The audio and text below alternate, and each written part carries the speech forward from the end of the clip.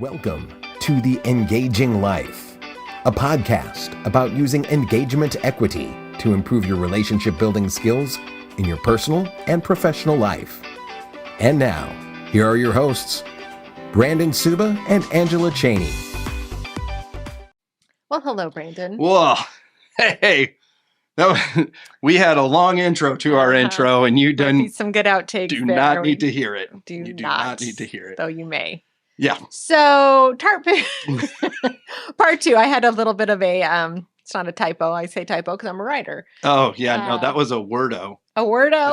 Is that how that works? I was trying to say part two. It came out tarpoo, which we reels. think we should try and trademark and sell it to the poopery people. Poopery. We're going to make a video on UB2B for our... UB2B.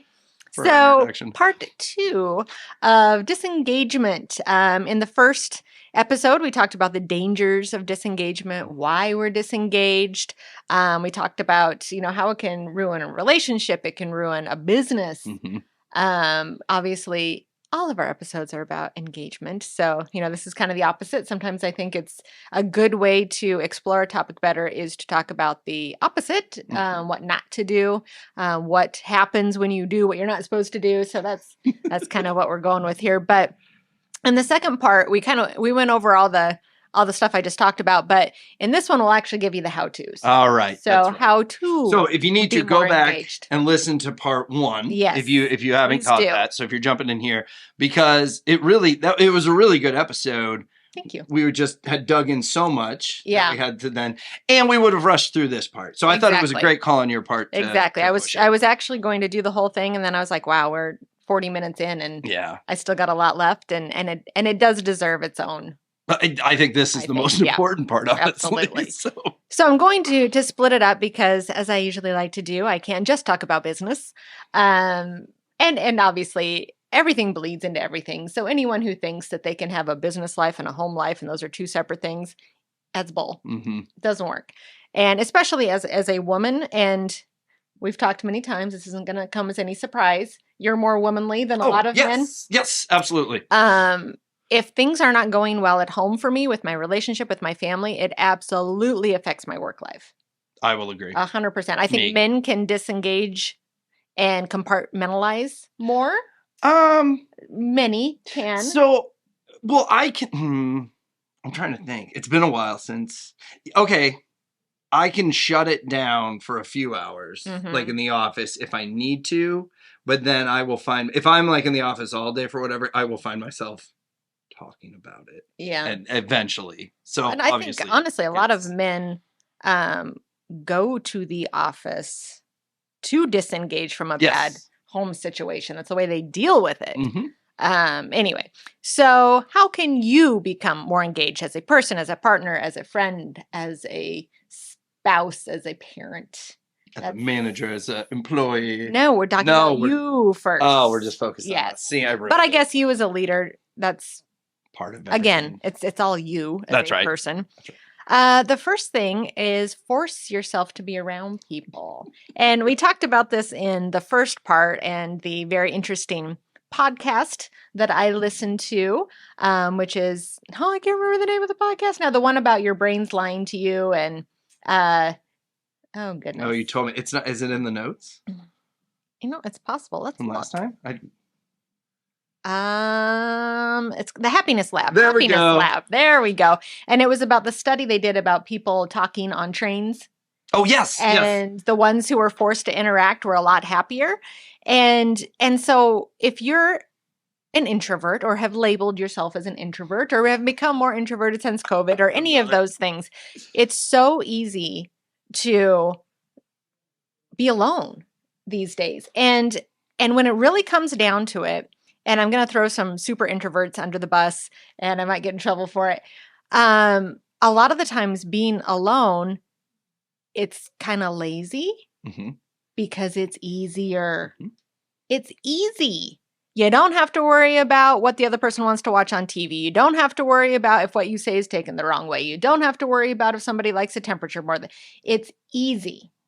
And but saying it's easy doesn't mean it's going to make you happy. Right. Because you're missing out on all this connection. And you're also missing out on a way to grow, because if you always get everything you want the exact way you want it, you're just going to get and it's stuck in their way. Everybody's heard of just the way I am. Yeah, or the woman who never got married because she got so stuck in her ways that she couldn't. It's like that is somebody who is stagnant. Mm-hmm. That's someone who has a fixed mindset, is stagnant.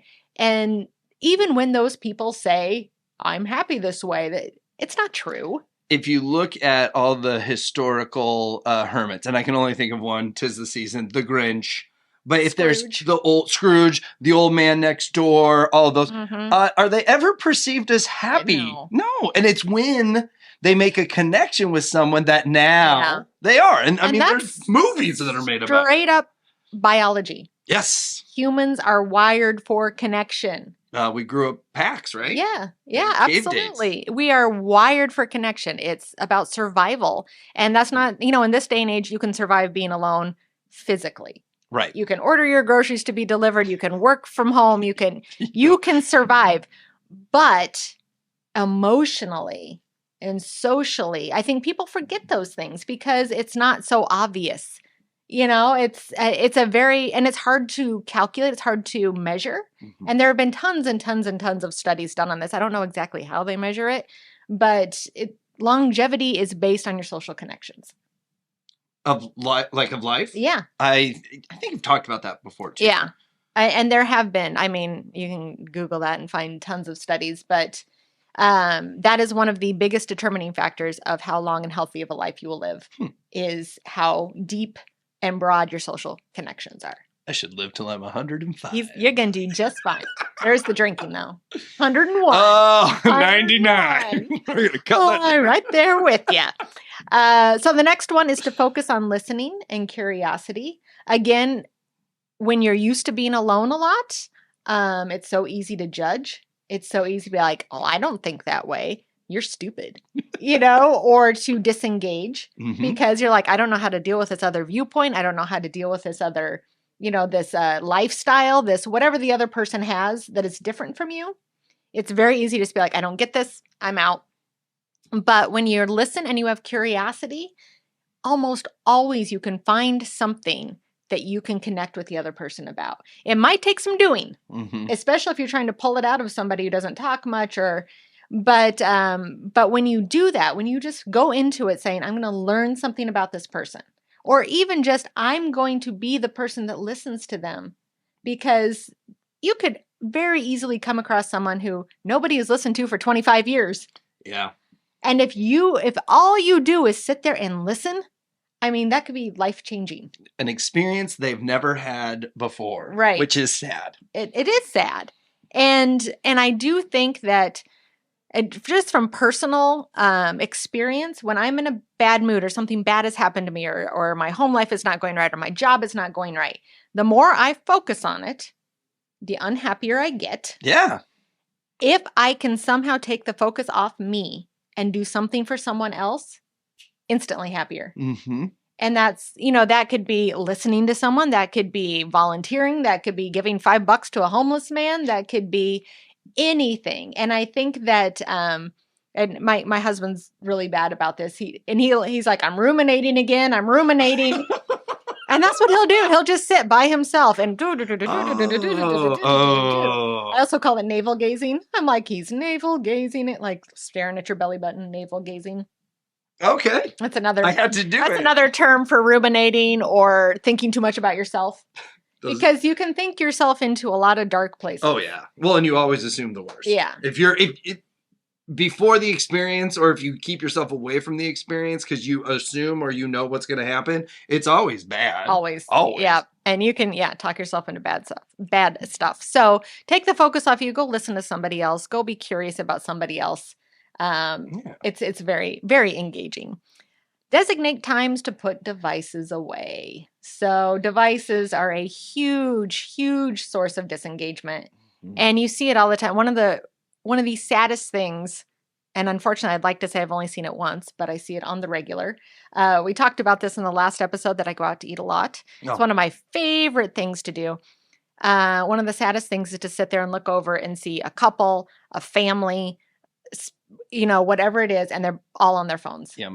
And they're not, engaging with each other at all. Now, I have seen, and Todd and I will do this sometimes. We'll get into a conversation and blah, blah, blah. Oh, look that up. Was it in 1952 or, something like that? But we always talk about why we're picking up our phone, so it's, hey, I got to make sure Brooke got to practice okay. Or, oh, I'm going to look that up. Yep. Or even if you are doing something like that and you don't say it. So again, I'm going to Dan listens to all these. I'm going to throw him under the bus. One thing, and I have talked to him about this in meetings sometimes, he would be actually looking at the prospect's website or whatever to make suggestions, but he wouldn't say it. Oh, right. And so we're in a meeting, all of a sudden he's picking up his phone going, and I'm just like, what are you doing? What are you doing? And then when I realized, like, you got to tell him what you're doing before you do it. Perception is reality. I hate that one, but I love that one. So put your devices away as much as you can. Mm-hmm. As parents, especially of teenagers who are driving, I completely understand why Todd or I is not going to put their phone away where they can't ever see it in case there's an emergency. Right. I understand that. But, and we have a little bit differing opinions on this. When we get home at night, I leave my phone in the kitchen, usually on silent. Okay. If I get up to get a drink of water or do something, I'll check it. And you don't have an iWatch, right? No. Okay. Just to make sure, nothing needs addressed. Right. Yep. But he leaves his right beside him, while we're watching our show. And I've finally gotten him to silence it. Oh. Because before, and it's this big old ding. Yeah. That was very beautiful. And and then he'd get on it. And the sound your phone makes when you text. And especially when it's on high. He would have even if we weren't supposed to be engaging at the time, maybe I was kind of reading a book and he was kind of watching sports. Ding, ding. I'm just like, and finally I was able to convey that. Okay. So he has at least put it on silent.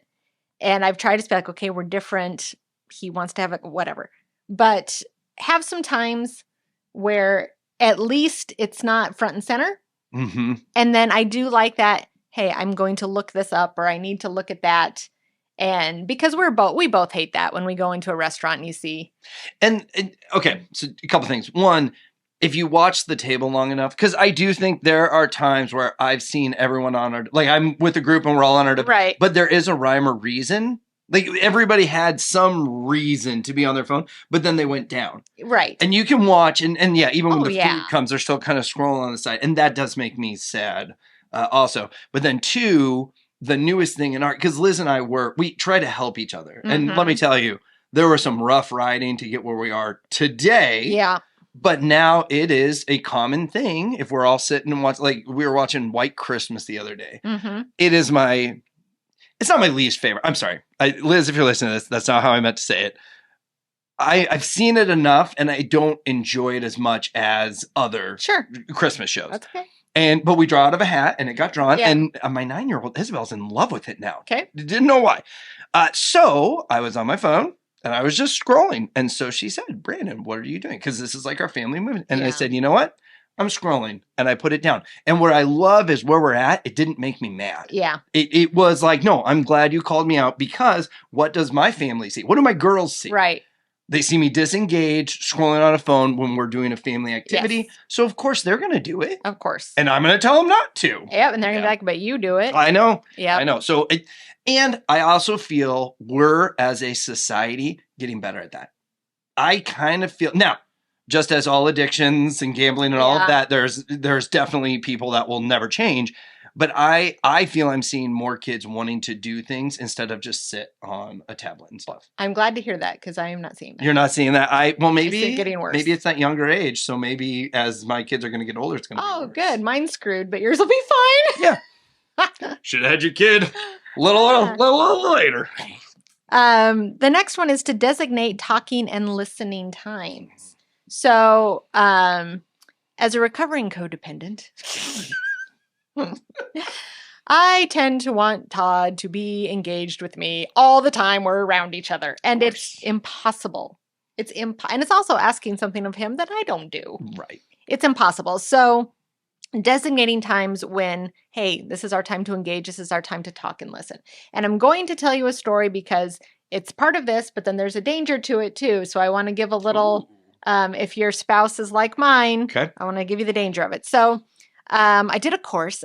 If you've ever been on Daily Om, it's Daily OM, like Om. It's fantastic. And they have courses that are like $35 or something that you can do. I've done a ton of them, and they've always been really, really helpful. And they're mostly relationship based and improving yourself. Right. Based. And this one was called How to Be Ridiculously Happy in Your Relationship. Wow. And it's really good if you want to check it out. But the end of this course was that you have Todd and I call it State of the Union, because we have State of the Finances that we do, every 3 months or something. He's like, oh, this is like State of the Union. And her suggestion was like once every 3 months or something. And when I first brought it up to Todd, it's basically asking certain questions of each other about the relationship. Okay. And they're like, is there something you feel you're having a difficult time getting from me right now? Is there something that you are staying quiet about that we should talk about? So it's opening a safe environment. Yes. Because those topics only come up in the heat of things. Yes. And that's the worst time to talk about them. And then it goes into, this is something you did for me that made me feel loved. Oh. Okay. And then it's, this is something I really love about our relationship right now. I like it. So there's a lot of appreciation too. It's not just pointing out what is going wrong. Right. There's a lot of appreciation in it. And he's like, this is great. I want to do this every week. Like we can do it at our weekly date night. And I was like, that sounds like I'm like, okay. And unfortunately, I did not go back and realize this was my husband. I know him very well. You do? He didn't really mean it. Yeah. He says things. You don't bring it up, it's not going to come up at dinner, right? He says things he doesn't really mean. Sometimes he gets a little over enthusiastic. And so I got super excited because I'm a woman talking about our relationship every week. Fantastic. Yeah. Not only am I a woman, I'm a woman who is deeply in love with psychology. That's right. So this was like, he could have given me a brand new Mercedes and I would have been as happy as we gonna do this every week. Oh my God. Yeah, it wasn't true. So the first time we get there and I'm like, so are you ready to go through our questions? And I'm like, you're the one who wanted to do this. And so we start with it. And I was like, is there something blah, blah, blah, blah, blah. And he was like, nope. I'm like, oh, okay, well, here's mine. And they were little things. They were little things. As an attack. Mm-hmm. Yeah. Okay, so there was that. And then we go into the next one. And the next one. So the first two are negative-ish. Mm-hmm. You're bringing up issues. And the next one, he's like, nope, don't have anything. And I was like, this isn't going to work if you never have anything. And I'm like, it can be little things because I do want to hear it. Right. I want to hear that if I left my jacket slung over that it bothers him. Because that's I want to get better. Mm-hmm. And also Todd tends to hold things in and then blows up. And I'm like, if I would have known this all along, I would have been doing it. Right. So then we got to that. And of course I had something and it was honestly, can you please take out the trash a little bit more? I wasn't saying like, everything you do sucks. They were tiny little things. And by that time he was mad and didn't want to do it anymore. And so then, of course, I had to do the whole, well, you're the one who wanted to do this every week. Anyway, so a couple of things about that. And we have since talked it through. Good. Number one, Todd is terrible with expectations. If he feels like something is expected of him, he's not going to do it. Ooh. Hates them. He hates them. And he and I are continually trying to unpack exactly why. Yeah. He hates expectations, but he hates them. And so what we did is set up a landmine right there. Every Wednesday at dinner, you are expected to share, to do this, to do that, to remember things to talk about. Yeah. And if you don't do it right, I'm going to be upset. Of course. And so that was number one, that was an aha that both of us should have thought about. He should have thought about that when he did it. Let's do this every week. And I should have thought about it when he said it. Yeah. And then number two is rearrange the order of the questions. Start out with the positive ones. Oh, yeah. Start out with and this is I think it's a John Gottman, if you've never read any of his books on relationships. Fantastic. Him and I think it's his wife now. They're the ones who did the marriage where they can tell within, I think, 2 to 3 seconds of a couple's interaction that can tell if they're going to get divorced or not. Yep. So his stuff is fantastic if you've not read it. But it's called Rough Startup, is what he calls starting a conversation that's going to lead to a fight. Okay. Because it's the way you present. Like if I come down and be like, if you could just, I know. That's Rough Startup. The opposite of that is, hey, I don't want to, you haven't done anything wrong. I'm not saying you need to change. I'm just saying that I feel blah, blah, blah. That's not Rough Startup. Sure. People are much more receptive to that. So starting out with having to say something that I am not doing, or calling him out on something he is not doing was Rough Startup. Yep. So I was like, if we are going to continue to do this, let's flip flop and put this is what you did to me. I love how you're still holding on that you're going to do it every week too. No, we absolutely should not do it every week. And what we've done is done the opposite of this, because that's the other thing. Todd likes to do things when, where, and how Todd likes to do things. Okay.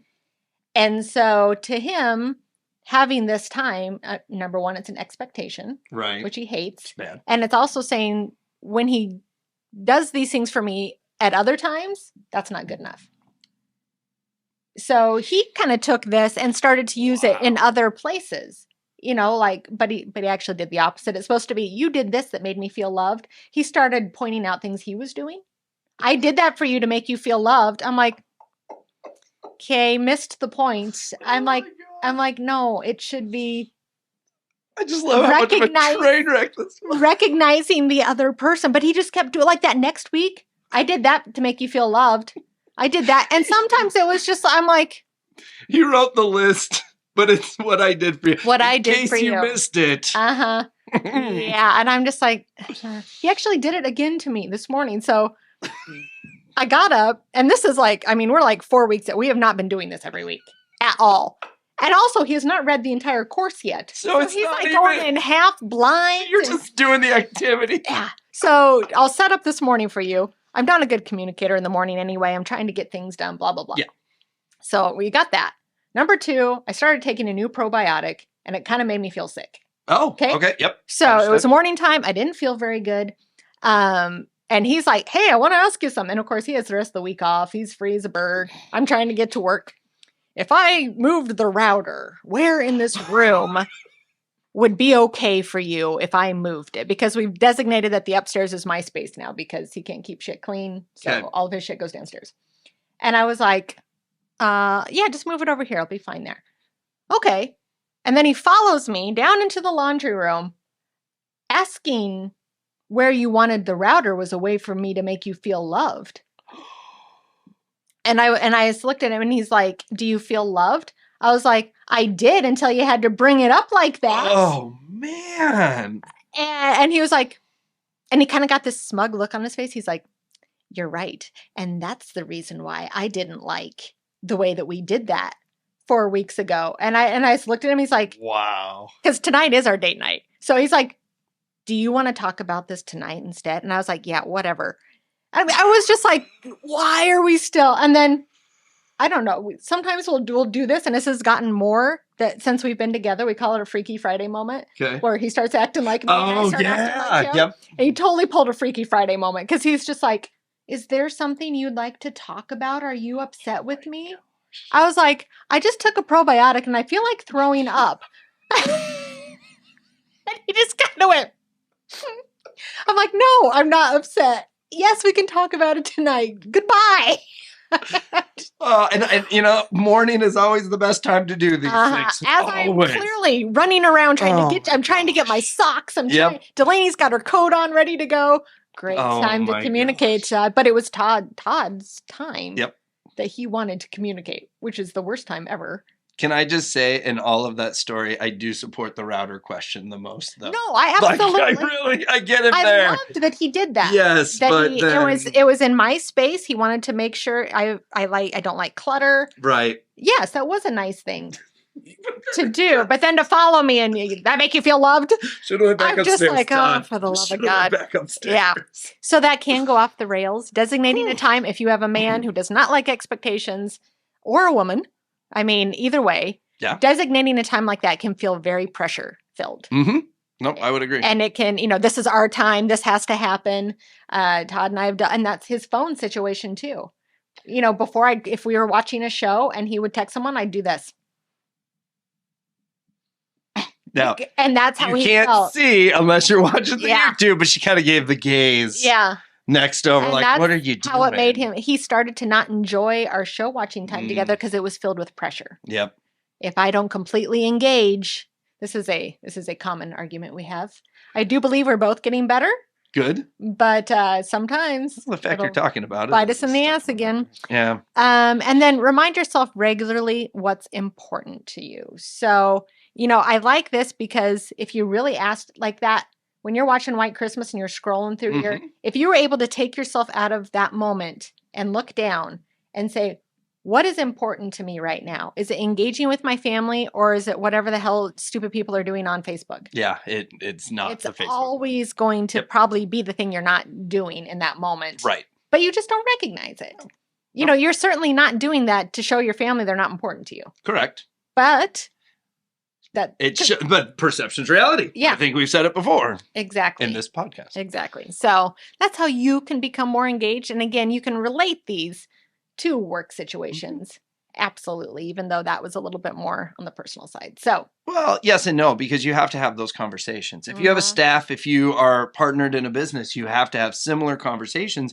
And I think very much there's a difference to walking into your boss's office and being like, I really am pissed off how you told me how to do this yesterday versus I would like to have a time that we can sit down and talk about what happened yesterday. I'm still not comfortable with it. Yeah. Now, you can't expect that from an employee all the time, but you're definitely going to get a much better result if you take the latter versus the blowing up. Right. So I think it goes right in line with staff and management. And that first one too, force yourself to be around people.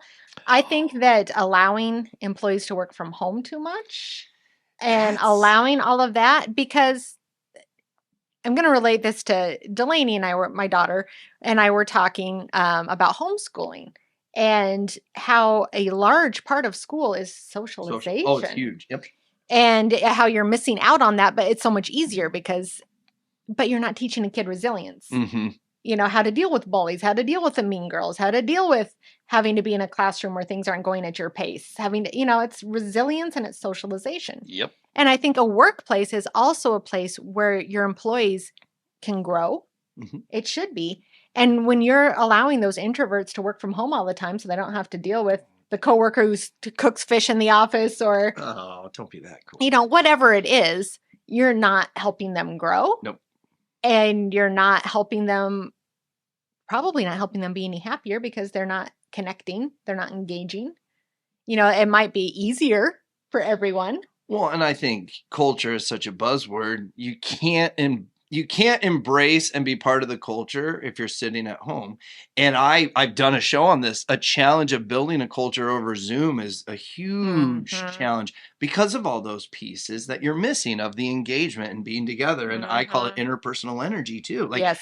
I can get people very excited about something over Zoom or on a podcast. But if we're together and I have a passion behind it, I guarantee you may not like curling today, but if we sit down and have a beer and talk about it, you're going to be like, well, maybe I will go watch a curling thing. It's totally And you're important. also going to miss things. Yeah. It's inevitable because when everybody's in an office together, conversations happen, interactions happen, and if there's somebody remote, nobody's going to think to include them in it.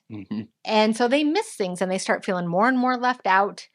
And I even felt this, so we have a show on it where I had COVID. So I was out of the office for 2 full weeks. And when I came back, I felt so disengaged. I felt like I was not part of the team.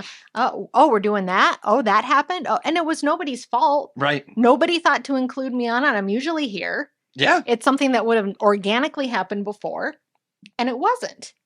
It's really tough. So. Well, it's like trying to tell a joke twice. The first time it's funny. Right. I hate it when it's almost like, Dad, tell that story about the traffic jam. And I'm like, well, it's not the same, Isabel. It's not going to be the same. So more on that subject, how to encourage your employees to be more engaged. Have regular one-on-one meetings. So I think that's important because, and even, you could even alter those questions I was talking about that caused Todd and mine's problem. You could alter those for the, something you did that made me feel appreciated this week. Definitely that. Is there something that you're not talking about? Mm-hmm. And asking your employees those questions regularly, I think could be a game changer. And take the nothings. Take the nothings. Yeah. Because I think you can go through 20, meet 20 times. And it's like, no, I'm doing good. This is really good. Because you never know when the challenge is going to come. Right. But it is having that consistent, this is an open conversation. And then the one day that you really do need it, which to me would be the day I reschedule it, just to be very clear. But then that is when that open door has really made a difference. And it could take that long to convince. It absolutely can. The other person. That's absolutely what I did wrong with Todd. I should have just taken his nose. Great. Move on to the next one. Great. But I didn't. True. That's hard. I'm like, no, you have to say something. Yeah. Yeah. So. Part of the program. Bad, Angie. Okay. So have regular one-on-one meetings, communicate honest yet constructive feedback, and encourage the same back. So, if somebody's doing something wrong and you just keep letting it slide, you might think you're, improving things. You're not. You're not. Wait, one thing on that, I was working with somebody and they were management. And when we finished our meeting, he said, "Are you good?" I'm like, "Yep." And he goes, "Is this a good way to communicate?" And I was like, yeah, actually, this is exactly what I want, but thank you for asking. And I was very impressed with that. Yeah. I was very impressed with that. Yep. Make sure your employees have what they need. So do they need training? Do they need programs? Do they need office heater? Do they need... There's a hole in the wall. Yeah. Well, and going back to the regular meetings, you're opening up the opportunity for them to tell you what they need. Yeah. Yep. And that's not to say you have to give them everything they need. I need $20,000 more dollars. But again, if they ask for something you can't give them, explain why. Right. Thank you for telling me that. I can't do that right now. Maybe I can do it in 6 months, or I could do this instead. Mm-hmm. It's just that open communication. It's not saying that you have to give them whatever they ask for or fix whatever problem they have, but at least make sure it's out in the open. Nip a toxic employee in the bud early. Just fire them. Yeah. No, I'm just joking. Well, sometimes. Yeah. Sometimes you should. As a business owner, they're not your friends. Well, where I experienced that was in networking groups. They would keep a toxic person. And this was the most common. Well, they're from the original. They started the group. It's like, who cares? They're ruining it now. Yeah. So you choose. And I will tell you, I can't think of a time that someone enforced a rule and removed somebody from a chapter that they came back and said that was the worst thing we've ever done. Right. It was always once that happened, we started seeing fill in the blank, more referrals, more growth. Yep. It really makes a difference. And there's a difference between an employee who's going through a bad time or making mistakes and a toxic employee. The toxic one is one who's gossiping and, trying to get the others to be mad. Mm-hmm. And, everybody knows what a toxic person is. And there's no, somebody who's making mistakes or going through a bad time, you can coach them through it. You can help them improve. A toxic one, there's nothing. No, there's nothing you can do other than get rid of them. Have regular team building activities. Again, tough to do if somebody's working remotely. It is. It's the in-person stuff. We have our wind-up Fridays. Yep. And I really do feel that, so we have some part-time employees that can only make it sometimes. And I feel like the more they make it to the more they're included and feel good and everybody's happy. Yeah. And I've missed a few of them in a row sometimes as being out of town or being sick or whatever. It's a bummer. I feel very disconnected from the team, and it's not much. It's an hour a week where we have a drink and play games. I was here a couple of weeks when you guys moved to the new place. I got to partake and I really missed it. And I also think it's big because like if you have employees that are chatting personally in the office and they should be working, you can be like, save that for wind up. Oh, nice. Because there's a time you've set aside a personal talking time. It's like, that's when we talk about, your upcoming wedding or this that happened to you funny the other week or whatever, So make sure you have regular team building activities. Recognize and reward. And this one and the one before it, I would like to quantify, bring in those love languages, because assuming that all of your employees want the same thing is wrong. Yep. And you do have to do some wiggle room, like these wind-ups. Of course, I love it. I love a good happy hour. Yeah. And there are some of our employees who maybe that's not their favorite thing, but we still would like them. It's not mandatory. They don't have to stay for it. We encourage it. But we also try and make sure, hey, do they like this more? Well, let's give them that. Would they rather have a gift card to go out to dinner with their spouse more? Right. Let's make sure we give them some of that. You've got to make sure you reward and recognize employees the way it's going to be most meaningful to them. And to do that, you have to talk to them and listen to them and be curious. Yes. Give them meaningful work. So for an employee to be engaged, they need to feel like they're contributing to the overall success, to the mission statement, to the values. Number one, your company has to have all those things. But the employees have to feel like they're working towards that. So even the basic intern, don't just have them doing grunt work that they can't see how that applies to the overall goal. You have to make sure to communicate, hey, you're doing this, which leads to that, which helps us do this. Or, give them some ownership over a task and show them how it is making your company better. So there's been a little feather ruffling in my place of business. And somebody asked me, how's this other person doing with all the feather ruffling? And my answer was, a really strong woman. She's impressed me up and down, left and right. She's had a lot of challenges personally, just a phenomenal person, but she needs more hands-on stuff right now. She feels like she's in trouble all the time because just her department hasn't really taken off yet. Oh. And so I said, if I can give you any recommendation, pull something from another department that's similar, doesn't have to be the exact, and just have her do it. And I actually talked to her this morning, the woman that I'm referring to, and she's like, thanks for saying that, because that's exactly how I feel. And it's 100%. She needs that engagement, and she needs the work. And like I said, it doesn't even have to be directly what she's in charge of. Yeah. But it gives her experience that will only improve on when then something that does come in. So I think that's a big one. Yeah. I think that's a big one. We all want meaning in our life, whether we know it or not. Whether your work is part-time, full-time, your bread and butter, your heart and soul, your side gig, everybody wants meaning. Yeah. And the more you can give meaning to your employees, the more engaged they're going to be. Well, and I hate this, but I'm just going to use it because it just makes sense. That's the millennial challenge with hiring them, is they want to do something that's meaningful. Yeah. And if you hire them and put them on a conveyor belt line, hate to break it to you, miserable. They're not going to be there long. Yeah. Yep. And then the last one is conduct employee engagement surveys. If you can do this, depending on the size of your business, sometimes employees are not, if you can make them anonymous too, that's great. Yeah. Aren't comfortable, as much as you try and be open and honest, and some, especially if they've come from a bad situation, they may never actually share. But if you give them a chance to do it anonymously, you might learn some stuff. Right. I'm all about, again, you don't have to do everything they say in the survey. There might be some stuff in that you're like, that isn't really true. Right.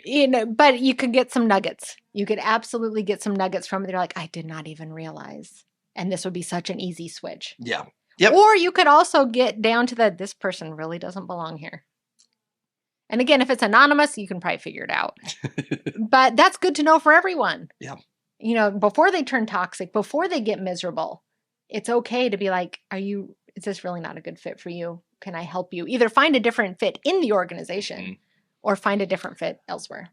It's Traction, I believe, one of the only books that I successfully read, because I also listened to it while I was reading it. Smart. But their big thing is, if an employee is having challenges, it's not always because they're a challenging employee. It's because their butt's in the wrong seat. Yeah. So put them in a different seat and see if they strive there. Yeah. And I liked that, because then you're not just firing them. No. You're giving them another opportunity. And I think after 3 failed opportunities, that's when it's a much easier conversation to say, this just isn't we tried. Fit. Yeah. Like you're a salesperson trying to be an underwriter. It's just not working. Nope. Yeah.